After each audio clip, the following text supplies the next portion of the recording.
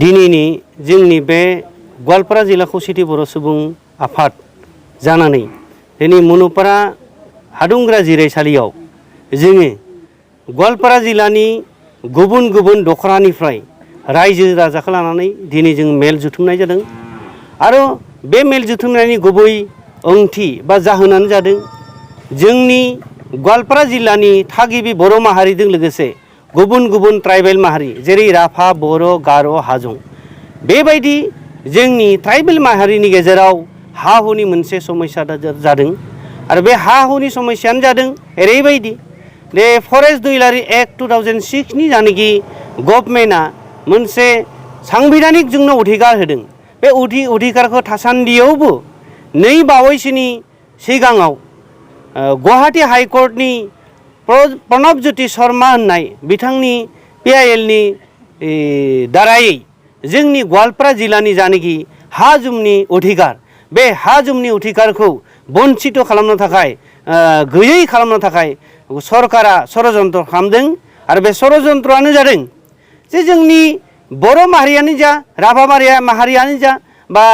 गार' माहारियानो जा जोङो आगुनिफ्रायनो फरेस्टनि जायगा फरेस्ट एरियायाव बा हाग्राबारियाव थानानै रायजो खुंबोनाय आरो बे रायजो खुंबोनायखौ नुनानै इन्डियान गभर्नमेन्टआ कन्स्टिट्युशननि राइट फरेस्ट दुइलारि एक्ट 2006 नि जानाखि एक्ट बे एक्टखौ होदों आरो बे एक्ट होनाय सक्तिबो दिनैसिम जोंनि गवालपारा जिल्ला खौसेथि बर' सुबुं आफादा DFO DC बिथांमोनजों एक्टनि जानाखि हाबाफारि बे हाबाफारिखौ आवगायनो थिननायावबो बिथांमोना खामानिखौ मावाखै जारनि फलाव नडेल डिपार्टमेन्ट हिसाबै WBT मिनिस्टारा जानाखि नटिफिकेसन हरदों जिल्लानिसिम नडेल मिनिस्टारा डिपार्टमेन्टनिसिम DC निसिम DFO निसिम किन्तु दिनैसिमबो मावफुङाखै बरंस बिथांमोना मा खालामदों जे प्रणब ज्योति शर्मानि जानाखि हाइकर्टनि PIL बा जेनाखि एक्टनि आन्डारनि अपोज खालामनानै बिथांमोना जोंनि बर' माहारिनि बा ट्राइबेल माहारिनि फरेस्टनि एरियायाव थानाय लोगोसे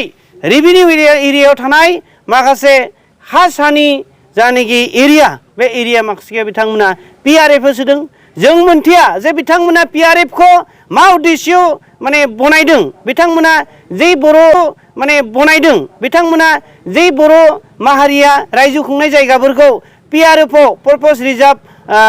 फरेस्ट एरिया बेखौ मानो घोषणा खालामनो नागिरदों मानो बेबायदि सार्भे खालामनानै जोंखौ बन्चितनि लामायाव लांनो नागिरदों जोङो जोबोद दुखु मोनदों दिनैनि दिनाव जोङो बे मेलाव सेन्ट्रेलनिफ्राय फैनानै बाहागो लाफैदों जोंनि PRF नि आन्डाराव दिनैनि दिनाव गवालपारा जिल्लायाव जोङो मिन्थिनो मोननाय बादिब्ला खोनानो मोननाय बादिब्ला जोंनि खमसे खम 5000 जोंनि ट्राइबेल माहारिया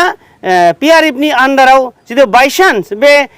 प्रपर्स रिजार्भ एरिया हिसाबै घोषणा खालामोब्ला निश्चय जोंनि खमसे खम 5000 सुबुङा बेनि इफेक्टेड जागोनखौ जों नुनो मोनदों आरो बेनि जायनाखि अलखद बे अलखदाव सेन्ट्रेल खौसेथि बर' सुबुं आफादनिफ्राय फैनानै जोंखौ बिथोन होलांदों जे जोंहा मोनसे राइट दं आरो बे राइटआनो जादों फरेस्ट दुइलारि एक्ट 2006 बे 6 एक्टनि जानाखि एक्ट बे एक्टआव जोङो बर' माहारिया बा ट्राइबेल माहारिया राइट मोन्थाय दङ आरो बे मोन्थायखौ जुदि जों मोनाबा जोङो आयेननि दरास्थ जागोन आरो आयेननि दरास्थ जानो थाखाय बिथांमोना जोंनिसिम सुबुरुनथाय होलांबाय रायजोफोरखौ आश्वास होबाय खौसेथि बर' सुबुं माहारिनि जानानै जे बिथांमोना बे अलखदाव गवालपारा जिल्ला जानानै जोंजों जिल्लाजों हाजासे मदद हेफाजाब होनानै जोंनि बे अलखदनि समाव जोंखौ रैखा खालामगोन होननानै बिथांमोना फोरमायबाय।